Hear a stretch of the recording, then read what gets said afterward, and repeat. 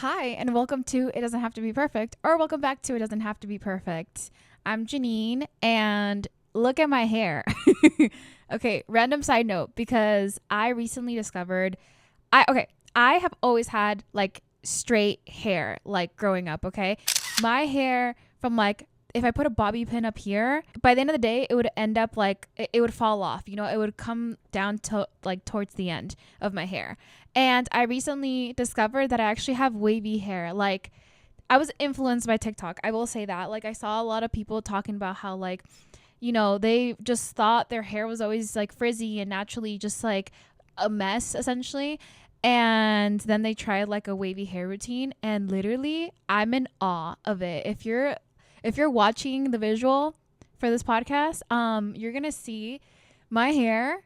She's wavy. Like, it's like wavy. I don't have curls, but it's like hella wavy, dude. And I'm just like, my whole identity has shifted because all my life, I've like, even as a kid, like, I remember like my family would make jokes that if I put on my little pajamas, like my robe PJs specifically, and I had my straight hair and my bangs, and if I put my hair to the front, they would call me like that kid from The Grudge or whatever.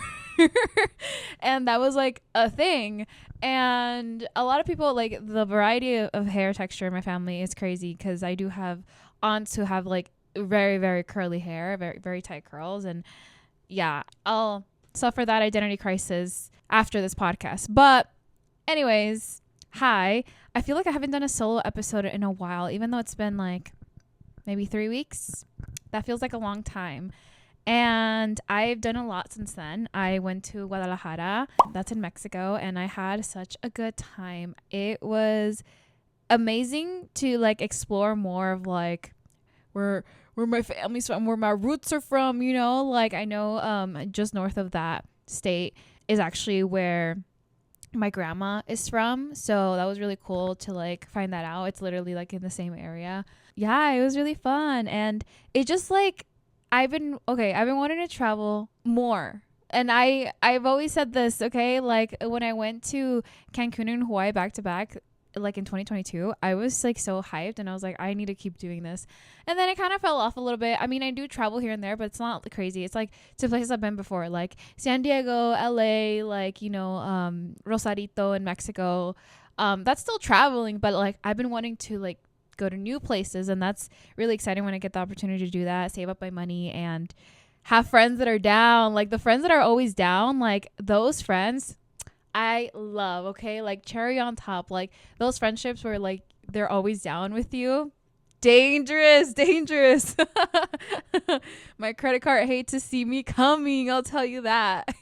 All this back and forth, and I've been pretty active. I've been going out a lot, and like not in the sense of like going out clubbing, but like just like meeting new people and going out on dates. Actually, I'm back on the dating scene, and I know a few months ago I said that I was going to be intentionally single, and I feel like the time that I was like, I mean, I still am single, but it was like a switch. Once I realized that I could be okay with or without a partner, that was kind of just like everything I needed, because the mentality that I have now going into dating and meeting new people is that if I vibe with someone, then I vibe with someone, and if I don't, that's fine. Like, I'm not going to force someone to like me. I'm not going to force the vibe. And I think that's what has really like changed it for me, because it's no longer about trying to find someone. It's more so like, if I have a connection with someone, I have a connection. And if not, oh well, like, life will continue on. I will not, be half of a person if I don't find my significant other. It's just been really amazing for like, being 25, and like, I feel like some other people like might take a little longer to like realize those things. I don't know. It's just like a very transformative period right now. Especially like after like ending things with my ex, who I was so like, he was my comfort person. So it really has been just a shift in mentality in general, and I've been going to the gym more. I've been feeling good about that. I've been getting my nails done. That's new. I don't really get my nails done. And it's been really fun, like embracing my girliness, finding out I have wavy hair. I don't know. I think it's a new era. I'm entering a new era. And I feel like I say that every few months, but let's be so honest. Like, there's seasons in your life, and there are some seasons that bring more drastic changes than others. And I love that about life. It's just so unexpected. Like, who would have thought I would have been this happy like even 6 months ago? You know what I mean? And I know I'm going to go through my hardships and whatever. That's just life, man. But right now I'm really enjoying this. I'm really enjoying the confidence that I have in myself and my ability to, that I'm going to be okay at the end of the day, you know? And that brings me to a quote that I have been repeating to myself over and over again. You guys know I love a quote. I love something that like a phrase of words that just like clicks something, like something, it sparks something in me. And this week it's, no one is coming to save you, because no one is. And I think that's one thing about manifestation that I feel like I got wrong in the beginning. I feel like manifestation, I guess on surface level, right? You see like, oh, like things will come to me. Like I will be able to manifest this. Like it will pop up in my life. It will show up in my life. That's just like not the way towards manifestation. You actually have to put in action, and within that action, put in the faith and the good, like that, the manifesting part of it all. You're not just gonna like lay in bed and like hope that you become a pop star. Like that's not how it works, dude, you know? And that's where no one is coming to save you comes in. You can't just like sit back and expect everything to be taken care of for you. And I know it's like almost so anxiety inducing. It's not almost so anxiety inducing. It is very anxiety inducing, because you realize how much work you have to do once you realize that no one is coming to save you. Like, no one's going to do it for you. No one's going to wake up early for you. No one's going to hit the gym for you. No one's going to write that poem or that song or that script for you. No one's going to meet that deadline for you. No one's going to seek out that information that you need, or seek out the people that you need, the networking that you need. Like, no one's going to do that for you. It's not just going to come to you. I do love hearing stories of people that like that does just happen to them. But let's be so for real. Like, not all of us get handed a silver platter. You know, most of us have to work really freaking hard to get the things that we want. But it doesn't have to be so complicated too. Like, if anything, like once you go in with clear intentions and you realize that we all have access to basically the same information, like the internet exists, you know, we all have access to all these resources now. There's really no excuse, you know? And like, I know that's easy to say, and I know that's like easier said than done, but it's so true, man. Like, when you don't have that, like, I guess security blanket, or like that illusion that like it's just gonna happen, like one day you'll wake up with the motivation and you'll finally get to it. You'll get to it tomorrow, you get to it the next day, you'll get to it the next day, and you keep pushing it off, and you look back in the last year and you're like, I have not accomplished any of what I sought out to do. What was I doing all that time? Oh, I was just spending hours on TikTok. Oh, I was just like literally just twiddling my thumbs, like binge watching a show. Not that there's anything wrong with that, but like when it gets in the way of your priorities, that's when I think it becomes a problem, because breaks are necessary. Breaks refuel you. Like, breaks, literally the whole point of breaks is that you recollect your energy and then you go back to your goals and your priorities.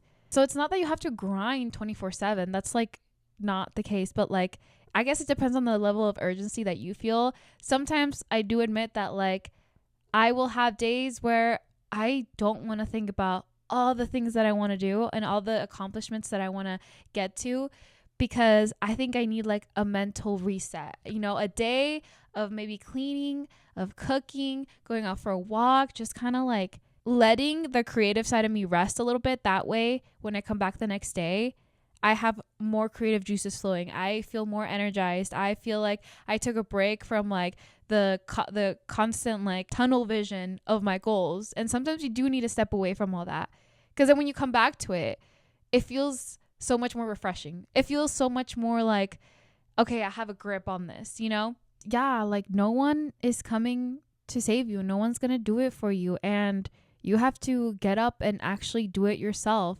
And something I've noticed, at least for myself, I don't know any of you will resonate with this, but anything that's like important to me that I need to do, I will dread it and I will procrastinate. I think that's just very normal, you know? But the thing that I have found, a pattern that I've seen in my behavior, at least in my actions, is that once I start an activity, say for example, I really am procrastinating like on editing a video, it takes me about, I want to say 30 minutes to actually get into a flow state. But once you're in that flow state, it's okay because like you can just keep going and keep going and keep going. Does that happen to you guys? Because that definitely, I've noticed that with me, and now that I've noticed that pattern in myself, that like it takes me like a good 20 to 30 minutes to like get in a flow state with something that I'm doing, it makes me feel so much better because like I feel like a reason why we procrastinate so much is because like the dread of just like doing the thing itself and like not feeling in it, not feeling like immersed into it. Noticing that pattern within myself, I'm just like, I'm able to identify that like, okay, all I need to do is do it for at least 30 minutes. And if I'm still not enjoying it by then, okay, fine, I'll stop. You know, I'll pick it up maybe later in the day, maybe tomorrow.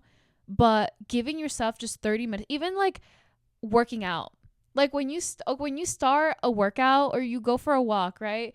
And you're like, this walk is so boring. Like, there's a tree, there's a palm tree over here.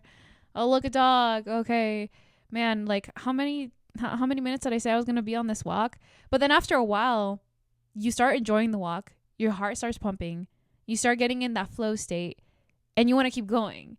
You know, it's just about getting started. It really just is about getting started. That's how I'm going to save myself from procrastination, because like I know that it's going to get better. Like at one point during the task that I'm doing or the thing that I'm trying to accomplish, I know it's going to get better eventually. I just need to put in half an hour into it and then I'll feel good about it. And then I won't have to think about it. It won't be so hard to do because you've already entered that flow state and you feel good about what you're doing. So yeah, moral of the story, no one is going to come save you. You have to do it yourself. I'm sorry. I know. Sucks, bro. Welcome to adulthood. But I think I'm going to end it here. This episode is a little short, but I feel like I spoiled you like last time with the hour-long episode. You're welcome. That was really fun to do, by the way. I'm definitely going to have my friends on more often. It's been fun so far. And the last one was definitely my favorite. If you haven't checked it out, it'll be linked down below. Yeah, thanks for listening. Make sure to subscribe and follow along to this podcast. Follow me on Instagram, shop my merch, and yeah, I'll catch you guys in the next one. Bye.